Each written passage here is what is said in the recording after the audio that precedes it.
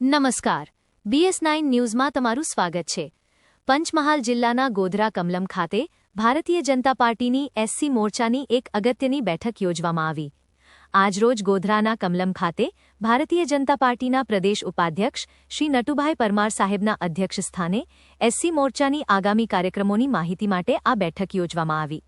આ બેઠકમાં પ્રદેશ ઉપાધ્યક્ષ શ્રી નટુભાઈ પરમાર સાહેબ તથા જિલ્લાના પ્રમુખ શ્રી નારાયણ સાહેબ, જિલ્લાના મહામંત્રી શ્રી કેડી સાહેબ તથા જિલ્લાના તમામ હોદ્દેદારો તથા પંચમહાલ જિલ્લાના તમામ તાલુકાઓમાંથી પધારેલ હોદ્દેદારોની ઉપસ્થિતિમાં આપણા ગુજરાતમાંથી અનુસૂચિત જાતિના 3 જણાને નરેન્દ્ર મોદી સાહેબના તેમજ અમિત શાહ સામેના નેજા હેઠળ મંત્રી તરીકે નિમણૂક કરવામાં આવી તે બદલ આભાર વ્યક્ત કરવામાં આવ્યો તથા ત્યારબાદ આગામી 26 નવેમ્બરના રોજ બાબા સાહેબના સંવિધાન દિવસની ઉજવણીના કાર્યક્રમમાં ઉપસ્થિત રહેવાની પણ ચર્ચા કરવામાં આવી તથા મોદી સાહેબને ટપાલ દ્વારા આભાર વ્યક્ત કરતો પત્ર લખવાની ચર્ચા કરવામાં આવી।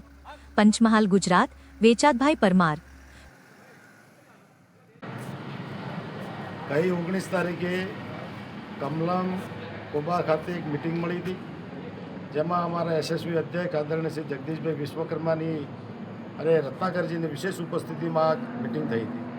આ મિટિંગની અંદર આવનારી 26 તારીખે સંવિધાન દિવસ ઉજવવો અને આ સરકારની અંદર ગુજરાતમાં સૌથી પહેલી વખત દલિત સમાજમાંથી એકી સાથે 3 અલગ અલગ ધારાસભ્યોને મંત્રીમંડળમાં સામેલ કર્યા।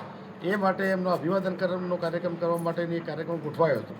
એ સંદર્ભે આજ સવારે મેં દાહોદ ખાતે એક મિટિંગ લીધી, ત્યાર પછી અત્યારે અહીંયા ગોધરા કમલમમાં મિટિંગ થઈ છે, હજુ લોણાવાડા પણ મિટિંગ લેવાની છે।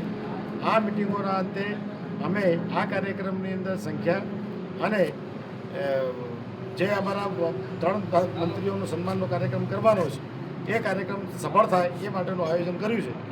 એમાં ગોધરા અને દાહોદ બંનેમાં તેમને ખૂબ સારો પ્રતિસાદ મળ્યો છે। તમામ પદાધિકારીઓ હાજર રહે।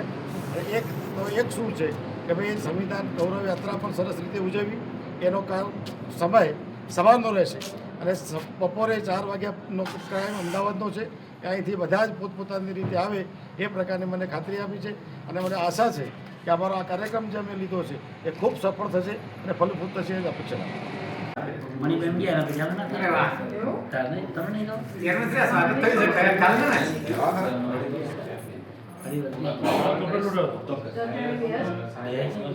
બે ત્રણ યોજનાઓ દેવાની વિડિયો